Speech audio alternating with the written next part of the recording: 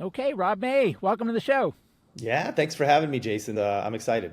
This is the very first recording of my brand new show. It's been, gosh, I think well over a year since I've recorded anything for anyone. Since we're of similar age, I feel like when Stella got her groove back or something. I get the reference. Yeah, but psyched that you're willing to be the guinea pig and come on the show. So Yeah. for starters, Rob, I gave you a little context on what this is about, but before we jump into that, just maybe talk a bit about yourself and what you're up to these days. Yeah. So first of all, yeah, I think the interesting thing that I bring to a lot of podcasts these days. So I'm a hardware engineer by training. Not a lot of people know that, but when I came out of college in 2000 doing FPGA and ASIC design, it like computer chips didn't matter. So you had to go work in like military and space industry. And now AI is like crushing GPU workloads. And so there's all this chip innovation. So it's really interesting time to be working in AI. Anyway, so I worked in chip design for a while, worked for a couple of startups, and then have done a couple of companies. You and I met Jason when I was doing Backupify in Boston, and there's like a we're in that similar cohort of people that started companies in the '09. Fogey founders.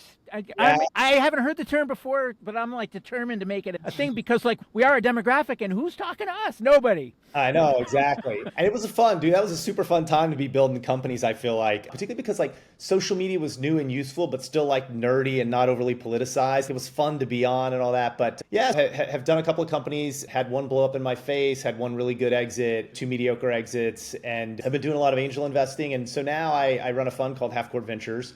We're on Fund 4. We've been investing in just AI since 2015. And then I'm always working on some other projects. I'm working on a company, this is a side project called Neurometric with an old co-founder of mine, where we're looking at a bunch of new AI hardware and how to build software that straddles these different architectures that are coming up. You got all these cool AI chips. People don't know how to program them. So working on some stuff like that. And yeah, just doing stuff to build AI community. I run a group called the AI Innovators Community in Boston and New York, and we do some events. And yeah, so that's me. I just a little bit restless maybe all the time. And Well, there's a couple things on my mind for myself. One is just being a Fogey founder and trying to build another company, but just being at an age and at a life stage, and with my kids at an age and family, etc., where I can't do it the only way that I know, which is to hurl myself into the fire and have it be all consuming. And then also, there's just so much transformation happening that's AI driven in its early days, although not as early as 2015, and just starting to look at how those tools might enable someone like me or others who are feeling or thinking similarly to build different. I guess for starters, maybe talk a bit about what led you down the AI path in 2015 and what some of the biggest changes are and surprises as you sit here in early 2025. I had to remember the date, but yes, yeah, 2025. Yeah, so my AI journey actually started in 1998. And what happened was, so I was at the University of Kentucky and they had a dual degree program. And the dual degree program allowed you to get an MBA and some version of an engineering degree, whatever discipline you wanted at the same time. They took 15 students every year. I didn't really think much about it. I just, on the brochure, it was like people with an MBA make 20% more money. And I was like, sounds great. I should do this. And I had to take, as part of my MBA courses, we took the classes at the same time. So I took graduate level MBA courses and undergraduate electrical engineering courses at the same time. And the interesting thing was, so I had to take this like IT decision sciences course as part of the MBA. And it was super boring for me because I was pretty deeply technical. And the guy said, "Hey, I want everybody to do a project about something about the future of something related to IT." So I'm looking through the book and I to find a topic, and I get to the very last chapter, and it's talking about like virtual reality and artificial intelligence and all this. I was like, "Oh, artificial intelligence sounds cool." And so the next semester, I did my report on AI, and I got so into it that like the next semester, I like sat in the back of all my classes and read AI books instead of focusing on school and all that kind of stuff. Got really into it, got a job in hardware design in Florida, working for Harris Corporation, and started a graduate degree down there in computer science focused on AI. But it was like 2002 when I started, and AI at the time was like symbolic logic programming in Lisp. And so I got about halfway through, and I was just like, this stuff is brittle and doesn't work, and blah, blah, blah. So so I dropped out of that and I did not work in the AI field, but I continued to follow it and I continued to look at projects that people were doing interesting stuff, read a lot about it. So after I sold my first company, which was December 2014, now it had been, 10 plus years. And I was like, okay, like what's next? I'm still young. I want to do something else. So I looked at 4 areas. I looked at corporate messaging because Slack was a new thing. And I thought, oh, there's other problems to solve here. I looked at IoT, I looked at blockchain, and I looked at AI. And IoT, I was just like, all kinds of shit's going to be connected to the internet. It's going to be great. I don't know what to do with that. Ruled that out. I read all the blockchain papers. I read the early Bitcoin papers, the sidechain paper, all that kind of stuff. And at the time, I was just like, I don't get it. I don't understand what this is useful for.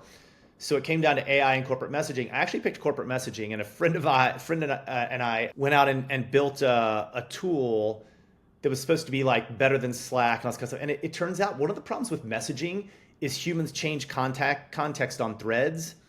It became really hard to track. I might send something to you for one reason, and you send it back and copy somebody else for a different reason to pull them in. And our goal was if you could keep track of the context, you could intelligently sort an inbox.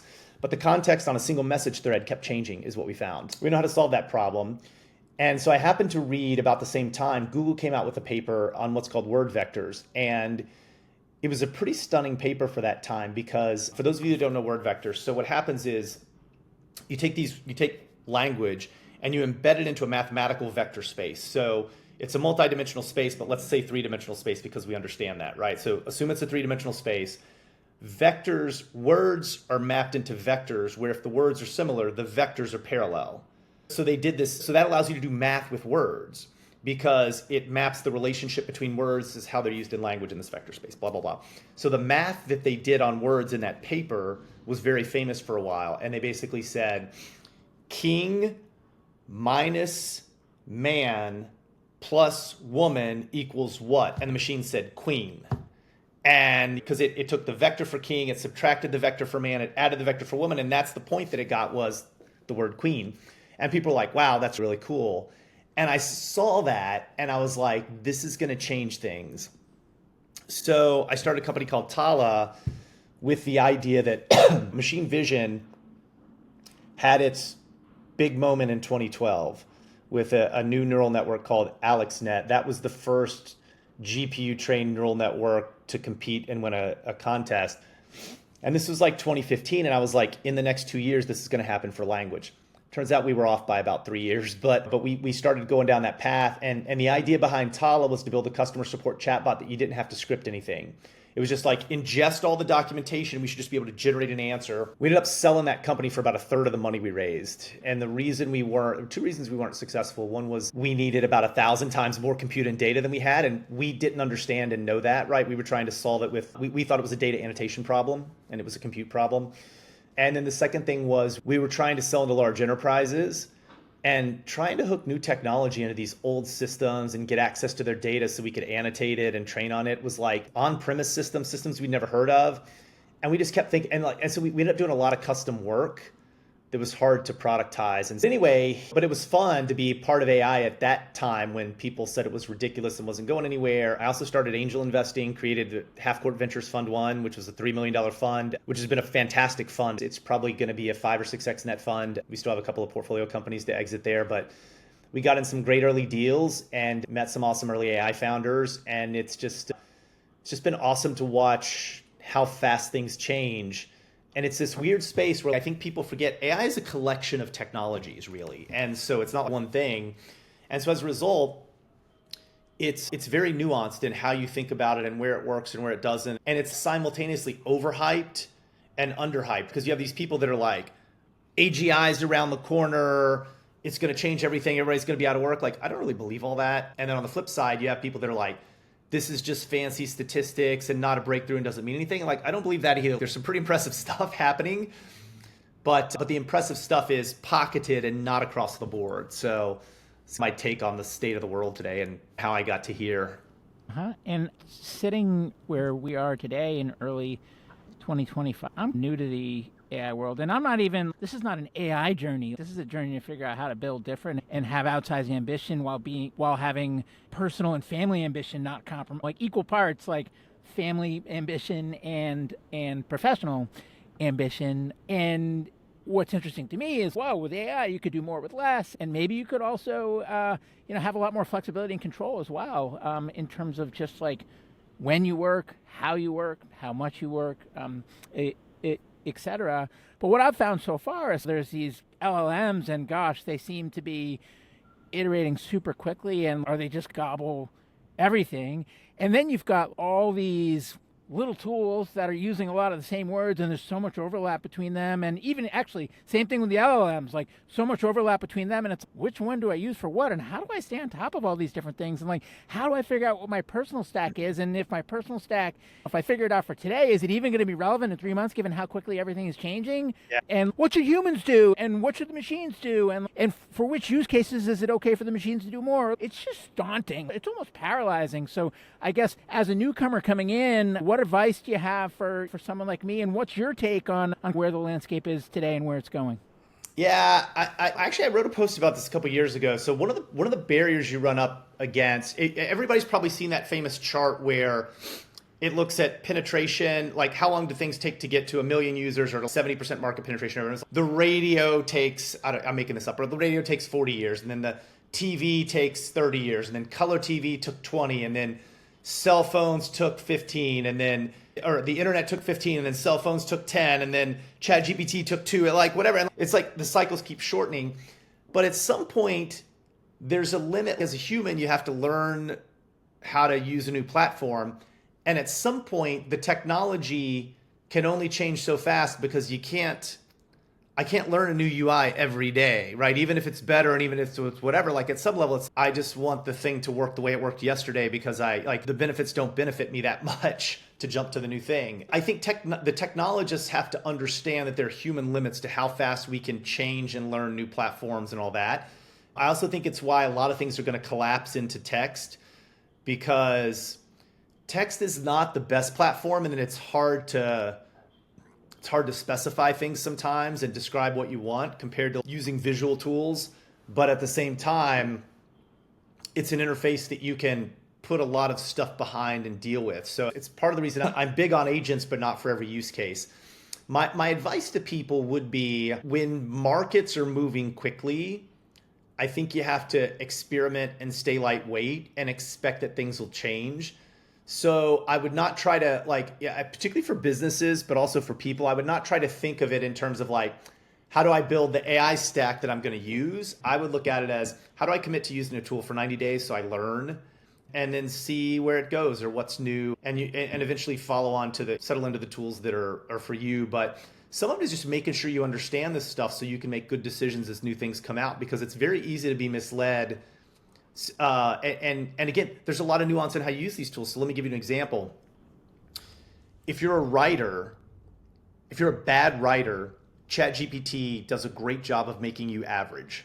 But if you're a great writer, you probably use ChatGPT for some idea generation, but not much else. I don't know that Stephen King's sitting there asking ChatGPT to help him with word selection or whatever. He's way better, right? Did you see that BCG study that Ethan Malik? Yeah, on the Jagged Frontier. Yeah, that's exactly what they found, was that for BCG consultants, it helped the bottom ones get closer to the mean, and while it helped the top ones too, it helped them significantly less. Yeah. But there was a Microsoft study that did the reverse for programmers, right? So if you're a writer, what's happening is you're a great writer, you're a bad writer, the new floor is here, that's been compressed.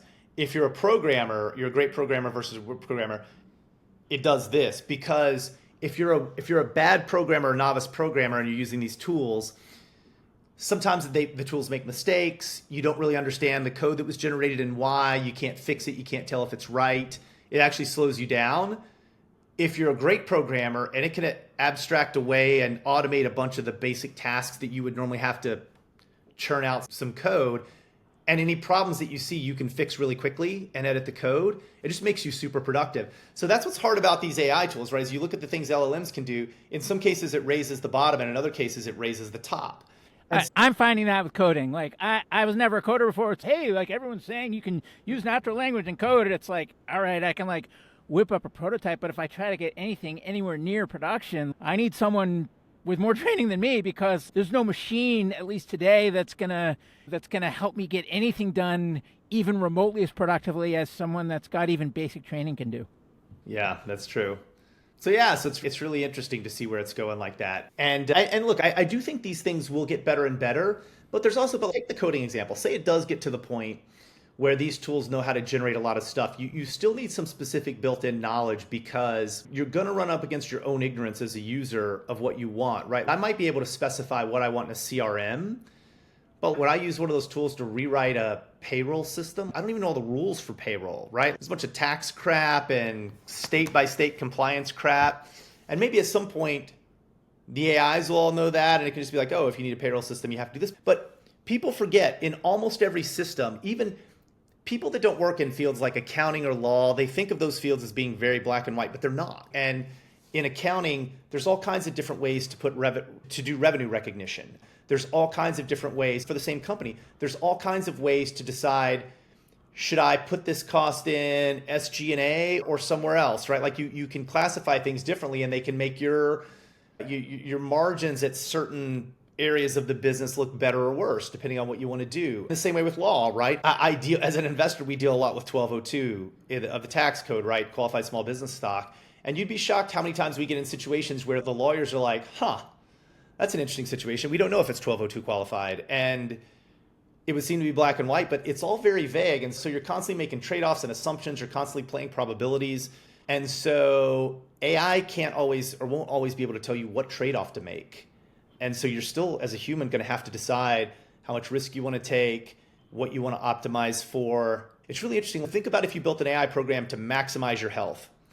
What does that really mean? If you followed Brian Johnson, this guy who's doing Blueprint, he spent $2 million a year optimizing his body so he doesn't age, he's starting to run into the trade-off issue, right? Which is, let's say there's some substance you can take, some vitamin or pill or whatever, and taking that might lower your risk of heart disease by 8%, but it'll counteract something else that was lowering your risk of cancer by 5%. So it's, okay, do you want to optimize for lower heart disease or lower cancer risk? Because they're different things. It's like trying to be like, do you want to optimize your body to run marathons or be a power lifter? Because you can't do both. It just doesn't work that way. It's impossible. And I think people don't understand. I think we have this idea that AI is going to just solve everything, and we don't realize that the world is fundamentally probabilistic, and there are trade-offs at every level, and we're going to have to deal with those, even as AI does a lot of stuff for us. Gosh, as you were talking there's so many different directions that we could go. My mind is racing, but let me pick one of them for kicks, and that is expertise. If you look at expertise today, I am a guitarist, or I am a songwriter, or I am a plumber, or I am a coder, or whatever, right? Like, pick an expertise. It seems, and again, your point about how certain use cases it helps the top half and certain use cases it helps the bottom half today, right? But if you look generally over time, is expertise going to be less valuable and less unique over time? Wow, that is a great question. I think it's going to be conditional, and here's how I think you figure out what it is and what it isn't. I think in areas where your expertise is because you know a large set of rules, legislation, understanding legislation that's been passed, probably in accounting and things like that. I think expertise on those core things, like I know a lot of the rules is going to go down because the AI is going to know more rules than you can know, and it's going to be able to keep up with the changes. If your expertise is synthesizing information, I think being like a CEO or an investor or something like that is going to be, or maybe a product manager, anything that's cross-functional is going to be more valuable because we're How convenient that you're saying the thing that will be more valuable is the thing that you are, Rob. Yeah, that's how everybody thinks about it, right? But I think what happens is that I think synthesizing information is where these things are still going to be pretty far away. And so I think, and then even in areas but the areas that are rule-based, the gray areas I think will still be very valuable. For example, so like take consulting, like McKinsey. Junior consultants, junior investment bankers, stuff like that is going to be, that expertise is going to go away and be automated away. Then what's the farm system to become senior? I know, that's what's hard, right? Because you're still going to need people at the top that know how to, like in investment banking, like craft a deal or pitch to a customer if you're McKinsey. And what happens when those people die? Yeah, I don't know. It's going to make the farm system, maybe it's more of an apprenticeship where instead of doing the grunt work to get there, you just shadow somebody for years. Although I would go, my counterpoint to that would be the way they typically teach advanced topics is they still teach you the basic stuff. Like we all learn how to work out multiplication tables, even though we just memorized them, right? But you learn how to do multiplication.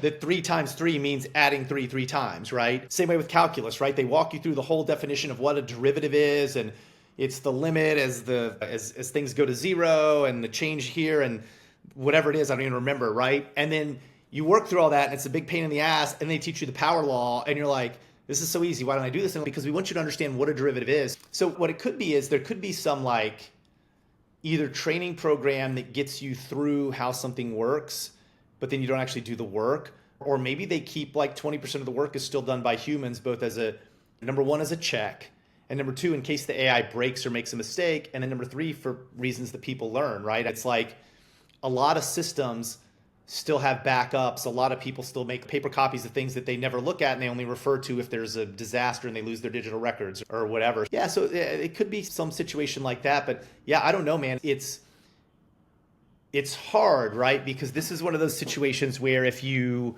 like the way the world turns out is going to be heavily dependent on the decisions that we are making now about how we want this to work. So you want to make sure you don't make decisions that optimize the short term at the expense of the long term.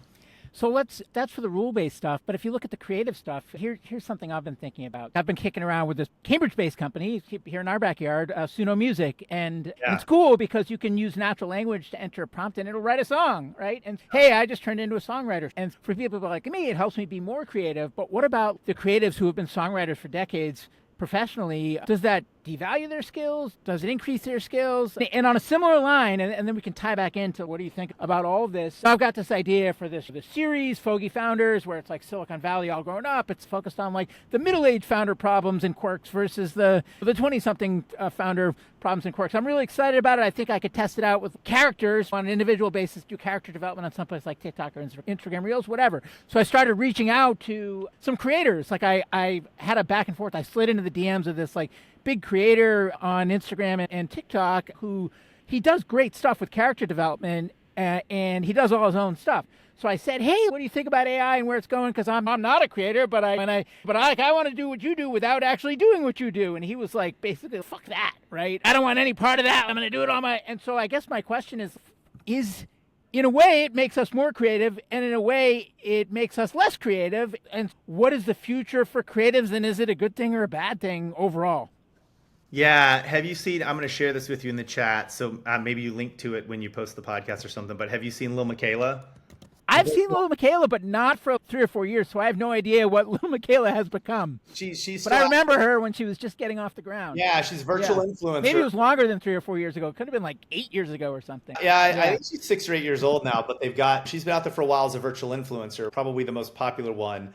And so that's pretty interesting. I think, man, you're asking some tough questions, Jason. I think so. The way that I would play it as an investor, if I had to handicap it, is I think brand is going to become more important because AI is going to commoditize a lot of execution skills, and what that's going to mean is everything is going to get easier to do for everybody, which means you're not going to know who to trust and who to like, and there's going to be more of everything, and so you're going to need filtering mechanisms, and that's going to come down to branding and what people stand for, what brands stand for. People are becoming brands. Mr. Beast is probably a top 500 brand in the world at this point, probably on par with a lot of big companies. And I think you're going to continue to see that trend. And the reason I say that is because if you look what happened with Web 1.0, right? When you look at newspapers used to be a great business. And I think a lot of people in 1995 or so would have said, oh, the internet's going to be so great for newspapers because now if you're the Boston Herald, you can reach people all over the country and blah, blah, blah. And what they missed was by lowering the barrier to publishing, you created more competition for publishers because now 2 guys that wanted to cover a certain thing could just cover it. And they started competing for ad dollars. And the way that you did that was link bait and hacking the system. And that's how online media got all screwed up and became trashy and low quality. You have, and so I think problems like that are going to happen in a lot of these things. And you're going to have the broccoli problem, which is like, we all know we should eat more broccoli. We'd rather eat cake. So you have that in online media. We'd rather look at celeb news and sports news and anything else other than economic data about why inflation is or isn't happening. And so we just let other people tell us what to think about those important topics because it's boring to look into it given all the other media we could consume. And so I think what's going to happen with a lot of these stars, you already see, I've looked at companies that automate chats on some of these platforms like Instagram or OnlyFans or TikTok so that you can, because people want intimacy. They want to feel, you want to feel like you're following these people. And I think what we like about them is you're like, oh, this person's like my hero, or I'm really interested in their life. And now I can see they're walking their dog or they're drinking coffee in the morning or whatever you want to see. And then you want to be able to chat with them, but like they can't have hundreds or thousands of chats a day, but with these bots they can. But then these bots are like faking intimacy. So I don't know where the economic value is going to accrue. I think brands are going to matter more, and people who have big brands, I think it's just I think it's going to accentuate that power curve, and they're going to become more valuable. But below that, what the opportunity for sub brands are, what the opportunity for technology is, I don't have a strong opinion. Another related thread is, so let's say there's a showrunner or a producer or a studio that builds different shows. As these AI tools emerge, there'll be firms that lean hard into them, and there'll be firms that dig their heels in and say they want no part of it. Same thing with songwriting, but also same thing with accounting, and same thing with law, and same thing with some of these more structured pursuits. Is there a consistent answer in terms of directionally the firms that dig their heels in the ground, like what they become? Are they blockbuster? Do they go away, or are they like the record player or the record, or are they going to continue to have a meaningful role over time? And also, does it depend on what type of category you're talking about, the way that it does back to the whole, like it brings coders, the top half coders up, and it brings the bottom half creators up? Yeah. So I don't know if there's a really good book called Filter World. And I just want to write it down. Filter World. Filter World. And it's about AI algorithms and how they're homogenizing culture. And I bring this up because you bring up Blockbuster. And Youngin's Blockbuster used to be a video store where you could rent videos. It was a big thing in Rob and I's youth.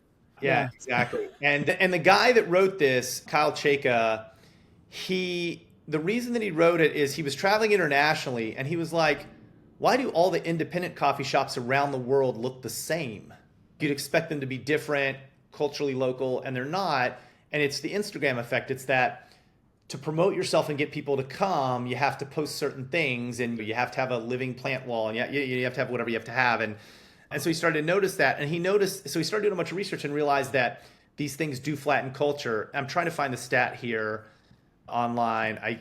I can't find it, but basically the interesting stat is, so I'm going to make these numbers up. They're going to be a little bit wrong, but they're going to be directionally right. Okay. All of Netflix in 2023 streamed like 4,900 different movies or something like that. A Blockbuster Superstore at its peak carried over 7,000 titles. So we actually had, the whole idea is this is going to provide us more choice, and all this AI stuff and all this tech and algorithms are going to, it actually doesn't. What it does is it forces everybody, it squeezes, there is no long tail, it squeezes it down, because the way you find stuff is, what is everybody else looking? What is everybody else watching? And so it's had the opposite effect in a lot of cultural areas as what we expected. And then Nassim Taleb once wrote this idea that I think is relevant to your question about how the record player impacted music, which was, let's say you lived in a small village, and the only way, it's weird for us to think because we listen to music all day now, right? But if you heard music in the 1800s or before that, it was probably because somebody played it live, and that was it. And if you were the one dude in the village who knew how to play the piano or was the best pianist or whatever, like, you could probably have concerts and people would come listen and pay a little or whatever. Suddenly, when somebody better than you in another town could make a record and I could listen to the record of the better guy, your job as a good but not great pianist or violinist or whatever went away. And the guy who was the best sold way more and made way more money than he or she could have made in the previous world. And so that is how these things move from bell curve distributions of talent and earnings to power law distributions of talent and earnings. And I think that's going to happen in more and more things, right? And back to my point about brand mattering, Mr. Beast has a burger chain and a candy bar line and stuff like that. Attention and distribution matter so much. And so if you can garner attention, you can go into almost any business that you want. And that'll hold true because most businesses are going to be easier to do with AI without always having the deep expertise. So I don't think I think it's just saying it's going to be better to be at the top of your game in some fragmented sub niche than it is to be not top of your game in something that's a bigger industry. So think about that as an investor. How does that play out as an investor? We're always concerned about TAM. How big is the TAM? Why do we care about that? Because we know it's really rare to monopolize your TAM and get 80 or 90%. So we're just like, we want to see a really big TAM because if you can get 20 or 30% of the market, you have competitors, whatever, that's fine. I think you're going to have to change for some markets as an investor and say, I'm just looking for TAMs where you can get most of the TAM. And maybe it's a smaller TAM. Maybe it's a $180 million TAM, but you can get $150 million of it, and that's a good business. I don't know. But how can that play out? Because one of the things that I'm, I guess, worried about as a founder, it's two related things. One is, are moats less durable? And two, is platform risk greater? I would say yes to both, because if you assume these AI coding tools get better, we're probably still 5, 6, 7, 8 years away from this, but it should be able to copy a lot of functionality. And so platforms that you have where the primary defensibility of the platform has been the fact that it has a lot of interconnections to things, or that it was hard to write and took a long time, and that's going to go away as a point of defensibility. Like Zapier would be a company that is pretty hard to unseat because they've connected to so many things. Like it would take you years to catch up and write all that. But at some point when AI becomes good enough, you're like, I could spawn 10,000 new connectors to other apps in a matter of days. You could do some of that. And so I think in those businesses, you have to have other relationships, special access via business development relationships. I really like businesses that have a physical component. VCs have been against things that have hardware or sensors or anything. But if you're dealing with components that are in a physical location and that matters, that's harder to replicate because you can't just spin those up and go replace somebody's device automatically. So I think those businesses are going to become, I don't know if they'll become more valuable, they'll become more defensible. Yeah, I think pure application software businesses are going to be tough to build moats going forward. And I think it's going to take a while for investors to make that mind shift because we've loved SaaS. We've loved it. And I think the pricing and packaging of SaaS is changing. I think the competitive nature of SaaS markets is going to change. And so I'm not sure that your vertical SaaS is going to be where you want to be in the future. For most markets, there's always pockets of money to be made in some places. But just the overwhelming amount of SaaS that we've done, I think is not going to make sense in an agentic world. Agents are going to be able to be more horizontal and do more things for you. And so it's interesting to see how that market breaks out. But I think investors are going to have to go through a big mindset shift. And I do think moats are going to get harder to build. And even when you're building technical businesses, you're going to have to rely more on traditional moats like geography, regulation, economies of scale of like physical goods and things like that. And I think brand can start to become a good moat, even stronger than it used to be. What do you think the implications will be on how these businesses get funded in terms of both the amount of capital they'll need, the type of capital they'll need, and I guess also, I said both, but I'll add a third thing, time to exit and size of exits, if exit is even a concept that will carry on? Yeah, exits might be going away. It's funny because so let me give you a contrarian opinion on M&A, and then let me give you an opinion that, actually I'll give this one first on LPs. LPs in private markets have created their own problem that they complain about, right? They all say there's no liquidity, there's no IPOs, so we can't continue to invest and create stuff. And it's okay, why are there no IPOs? Because the same LPs that are complaining about the lack of IPOs give tens of billions of dollars to these late stage growth funds to write billion-dollar checks into companies to keep them private longer. I'm like, the LPs are funding funds to keep companies private longer and then complaining that people don't go public. And you're like, okay, pick which one do you want? So that's a problem that I think they don't realize. And then people complain about the M&A markets, right? And a lot of people have pointed to the FTC and Linda Khan the Biden administration policy. I don't buy it, and I don't buy it for a couple of reasons. Number one, I was on the phone. I actually just tweeted this the other day, or I posted on LinkedIn. I'm not really doing Twitter anymore. I'm very What's anti-Elon's. Twitter? I don't even know. Yeah, Oh, X. You mean X? X, Got yeah. it. I'm anti-X. I deleted all my posts. I don't post anymore. I'm on Blue Sky and on LinkedIn, but I posted on LinkedIn. So I was talking to the head of a Fortune 200 company, Corp Dev, the other day, and I was like, "What's the M&A market like for you guys now? Are you just there's all these venture companies that are struggling?" And he's, "Man, we thought we would be aggressive. There's a lot of stuff we want to buy. We'd love to do this, but these late stage VCs that got in at crazy valuations don't want to sell, and they'd rather prop up the companies." And so he blames VCs more than any kind of government policy or FTC stuff for the lack of M&A activity. And then people complain that Khan was looking at breaking up Facebook, breaking up Amazon. One of the things people don't understand about startup markets is there's only a handful of really big buyers, right? Google, Facebook, Apple, Meta, Nvidia now, whatever. And as a result, there are a lot of startup markets where there's 3, 4, 5, 6 startups. And in most of those markets, somebody gets bought by one of those companies if they're playing in similar spaces, and the rest either don't have an option. Maybe there's a second option for one of those companies to go to one of the other. Like if you're doing something social, maybe one of those companies will buy you, but as a secondary option. But there's not enough buyers. And so I think this is very contrarian, and nobody else in tech I've heard say this, but if you broke up Meta, what would you have? You would have 2 or 3, same if you broke up Amazon. Instead of having one giant $1 trillion acquirer, you'd break it up into 3 or 4 acquirers that still had a couple $100 billion of market cap each. So I think you would have more acquisitions if you broke up the top tech companies. They would have to compete across more vectors with each other. They'd have to be more acquisitive. They'd still be big enough to do good size acquisitions, billion-dollar acquisitions. More startups would get acquired. I think it would be good, but people are very linear and first order in their thinking, and I don't think they're thinking about this the right way. Rob, I know we're at least starting to run up on time, but one topic that we didn't cover yet that I think is important is when it comes to starting companies. I've been a technology founder for a long time. I've never learned to write.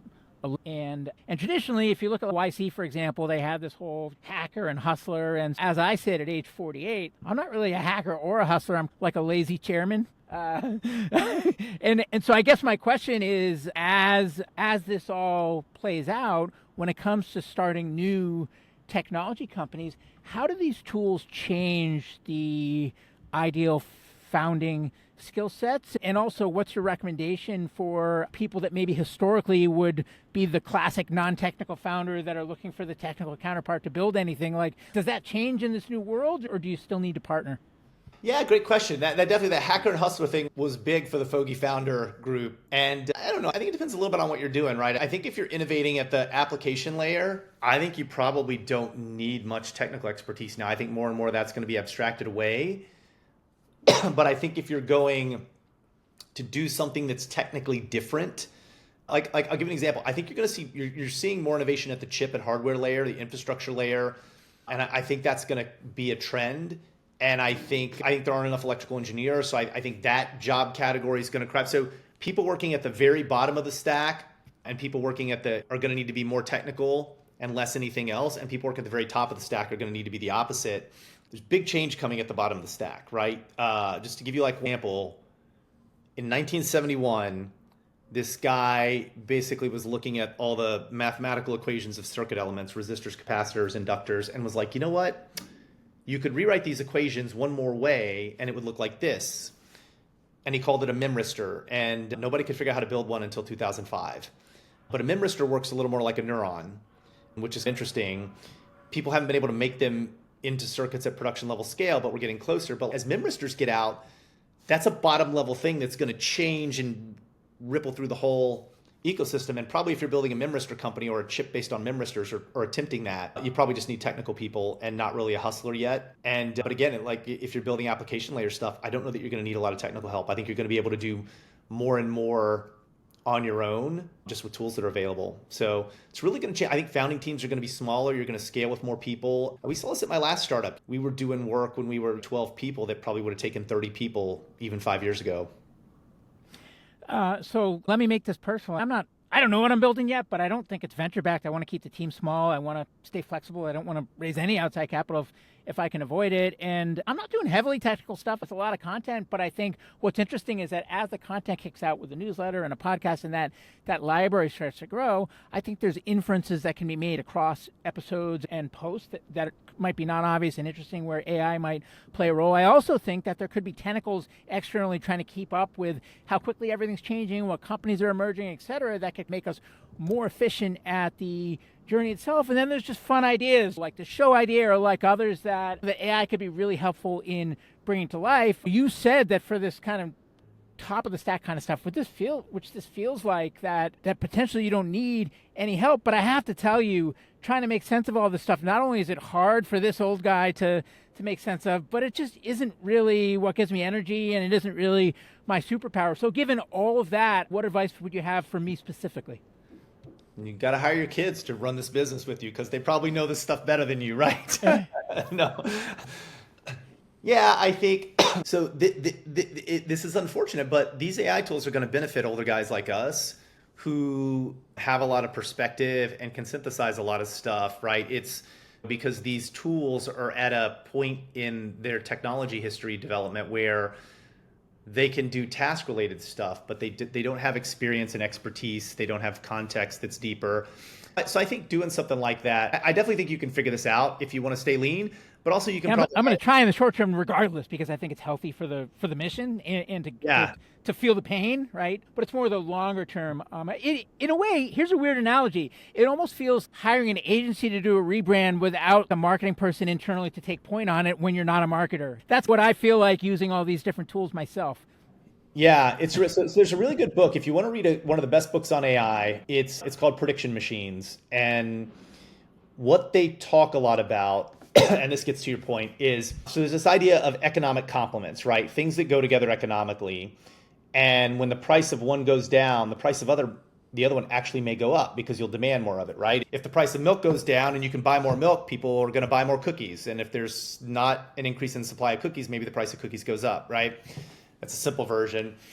So if AI is going to bring down operations, execution, task orientation, predictions, all these kinds of things, what goes up in value? What's the economic complement or the work complement to those? And it's judgment, right? It's experience. It's the ability to, when you have those situations, you've run a company, right? And somebody junior comes to you and they're like, we did this analysis in XYZ. And you're like, I understand why you think that and why you think the analysis says that, but you missed this thing over here that's not obvious that makes me actually not want to do what you said. And so sometimes that's because the machines are only good as the data that you feed them. And when you're doing these big things like running a specific data set, it's not going to tell you everything. And people will misuse it. So to give you an example, there's a pretty famous paper out there on radiology, and it highlights this term that they call, oh gosh, I'm blanking on it. Anyway, I'll explain what happened. I forget what they called the term. Oh, correlated uncertainty.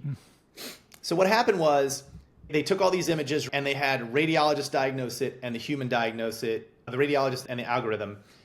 And the radiologist could override the algorithm or not and do whatever. And what they found was you had a bunch of chances where they both agreed, great, those are easy. You had issues where they disagreed. And then in the issues where they disagreed, they also had a confidence level. What the radiologist did was when they disagreed with the finding of the algorithm, but the radiologist had a high confidence level, they overrode it. And when they disagreed, but had a low confidence level, but the algorithm had a low confidence level too, they listened to the algorithm. And it should have been the opposite. So basically what the way the radiologist used is, if I think I know what I'm doing, I ignore the algorithm. And if I don't, I listen to the algorithm. What they actually should have happened, and it turned out not to be right, not to be the optimal solution. The optimal solution is if you think you're right, but the algorithm disagrees with you, you should second guess yourself because the algorithm is probably right. So anytime the algorithm has so basically the way it should work is anytime the algorithm has a high confidence level, you should listen to it. And when it doesn't, then you should use your human judgment because you're probably picking up on other cues outside of just the X-ray that a human can pick up on. And so I think you're going to see that problem play out in a lot of markets where you're going to be able to, AI is going to do some stuff and people are going to listen to it when they shouldn't. So yeah, it's going to be a very interesting world, man, to see where all this goes. Gosh, this has been so helpful and informative. I feel like I've got more questions than answers, although we did cover a lot of ground. Anything I didn't ask that I should have, or any parting words for listeners? No, I think this is great. I'd love to come back on at some point as you're going through your journey and learning more and talk about some other stuff. And yeah, I'm always looking for new investments. Oh, and that was my last question, which is just for anyone listening that's inspired by your work. Who do you want to hear from, or how can listeners be helpful to you? Yeah, just Rob May on LinkedIn or rob@halfcourt.vc. Love to look. We do seed and Series A deals in love infrastructure and compute. Love what we call services as software, which is like automating human tasks and kind of stuff like that. Anything with a heavy AI bent. We're a pretty technical firm, so we don't do a lot of consumer and all that. But yeah, would love to take a look at all those kinds of deals and I'll also be helpful any way that we can. We want to be a good part of the AI ecosystem. Thanks for coming on, Rob. This was awesome. Episode 1 in the books, and we'll keep this dialogue going for sure. All right. Thanks for having me, Jason.